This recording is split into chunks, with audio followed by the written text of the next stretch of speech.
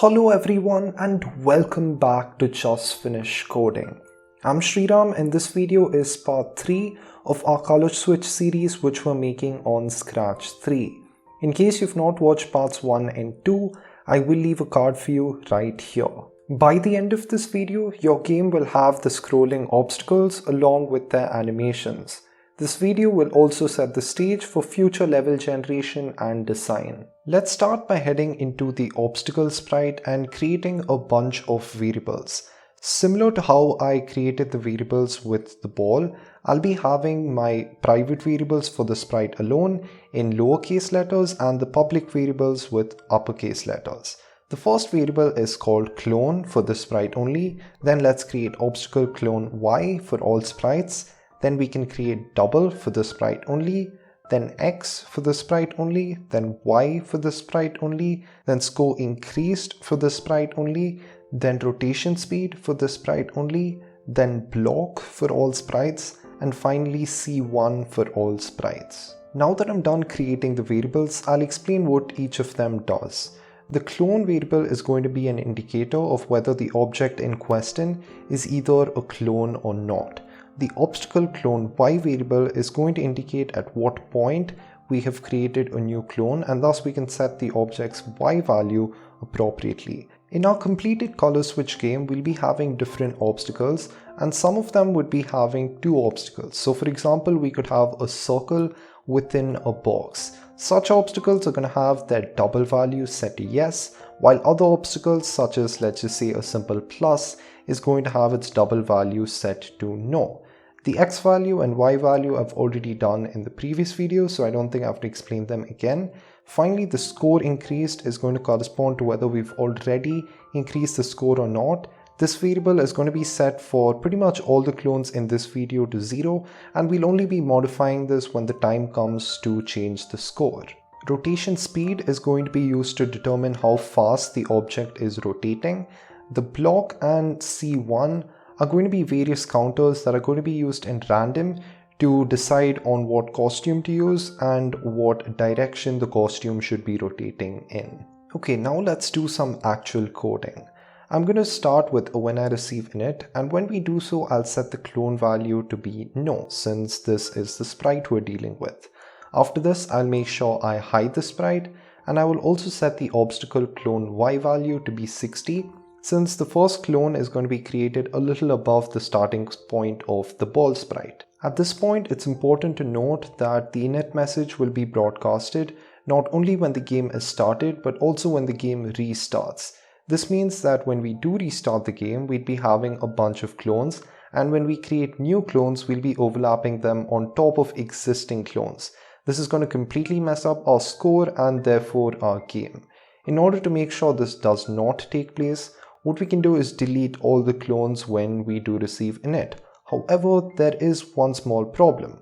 We cannot continue with any more blocks after we have a delete this clone. In order to fix this problem, we can put the delete this clone within a repeat 1 and your code should be working. We can now create the clones of the obstacle sprite. However, I've not completed my code on the code formation, so what I'll do is create an empty function called create clones, and I'll just put that block right after set obstacle clone y. I'll be filling out this function later on in this video, so make sure you just leave it the way I did. Next, you can go to the hand sprite and drag and drop the goToCoordinates function from there, since the code is basically going to be the same. Once you're done with that, you can also grab a when I start as a clone and set the clone value to be yes when we do. We can now start creating our clone formation functions. I'll call the first one small circle and I'll enter in an input of R. R is going to be specifying the rotation, and as I continue with this code, you'll see what I mean. I'll now create the remaining functions in succession so that once we're done with this, all we have to do is copy paste the code and make some minor changes. The next function is going to be called small plus, similarly with an input. The next one is going to be called small box. Then we can follow these up with a big circle, a big plus and a big box function. If you go into the costumes tab, you will start to see that the costume names match very closely with the function names. This is because under each of my functions, I'm going to specify the clone formation of that particular costume of the sprite. Let's now code the small circle function. Let's first change the obstacle clone y by 65 so that the new clone has a bit of space to start with after the old clone. We can set double to be no because this costume is a single costume and not a double one, and following this you can simply point in a random direction. It's important to make sure that at some point here before we create the clone, we change the costume to the small circle as well. Next, set the x variable to 0 so that the clone would be centered at the middle of the screen. We can set the y position to the obstacle clone y variable and then set the score increased variable to no. This is because at this point of the game, the player has not gone through the clone yet. Next, we can use the random r which we'll input to decide the rotation speed. If r is 1, then we'll rotate 3 times and we'll do that in the clockwise direction, and therefore we'll have a +3.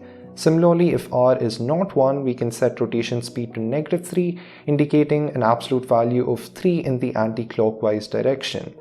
Next, we can simply create a clone of ourselves, and let's also change the obstacle clone y by 65 once again. This will be it for the small circles code, and now we can move on. We can copy and paste all of the small circles code into the small plus as well.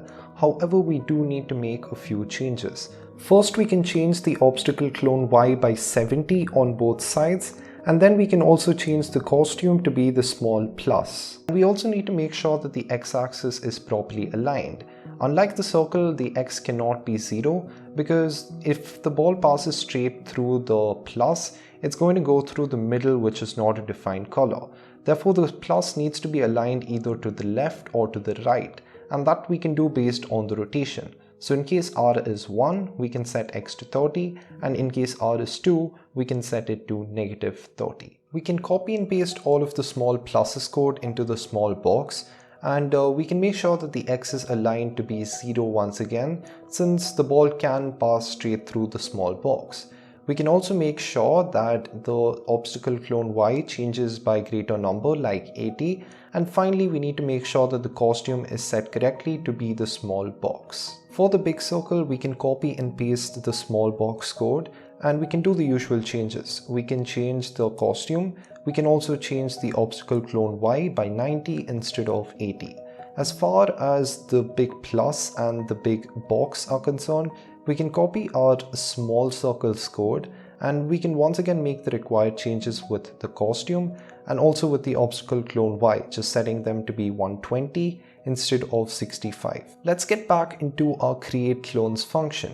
Here I'll start off by setting the block value to be 11. Now, since I'm getting the block into a repeat loop, this may seem kind of confusing. After all, why would I set it to be 11 instead of a more standard value such as 1? The reason for this is because I want each of these clones to have an ID, and the ID is going to be referred to repeatedly later on. As of now, just assume that it's a way of choosing the clones, and I'm going to set up the IDs in such a way that they are always double digit for reasons that you'll see later on. The ID for the small circle is going to be 11, the small plus is going to be 12, the small box is going to be 13, and so forth, until the end where the big box is going to have a value of 16. You can think of this as a mini encoder. All I have to do is to pass in a value for the block and then create clones, and automatically I'd have a selected clone. So once you're done with this, you can also set C1 to be a random of 1 or 2 so that we can choose the direction. Now we can have a series of if-thens, each with a clone ID with their corresponding clone formations. Within each of these functions, we can input parameter C1 to correspond for the direction. Once you're done with all of this, you can add in a change obstacle clone y by 120 inside the repeat loop itself, so that after each of these clones are created and the player moves through them, he will have some space between the clones. Okay, now we've done all the hard work and we can just get into the implementation of the code. You can have a when I receive tick, and within this check if the object in question is a clone or not. If it is, then we can use the goToCoordinates function with the input parameters as x and y minus scroll y. Once we're done with this, we can add in a little touch of animation by turning in the clockwise direction of the rotation speed. This may seem confusing since some of the objects are, by the very nature of randomness, going to be rotating anti-clockwise as well. But since we're rotating them clockwise in a negative value, it's going to basically be rotating anti-clockwise by that same absolute value. Once you're done with all of this, you can test out your code, and if you've done everything right, your code should be working pretty nicely. If you've enjoyed this video, please make sure you leave a like, and also don't forget to subscribe and turn on the notification bell. Thank you so much for watching, and I'll see you in the next video.